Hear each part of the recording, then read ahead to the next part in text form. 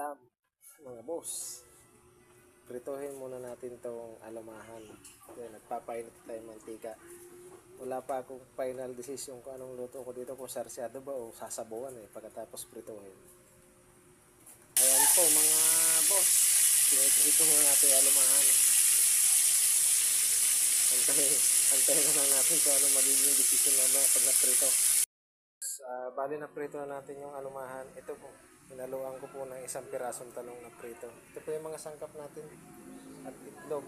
Bali na pagdesisyon na isarsyado na lang daw itong alumahan. Tara, let's go. Lutuin na natin ulit. Bali hindi na natin inano yung mantika. Binawasan na lang natin. Yung pinagpritohan natin, ito may pinanggisa natin sa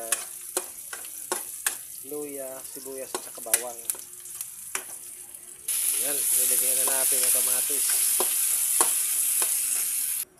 Bali, ilagay na natin yung isda dito.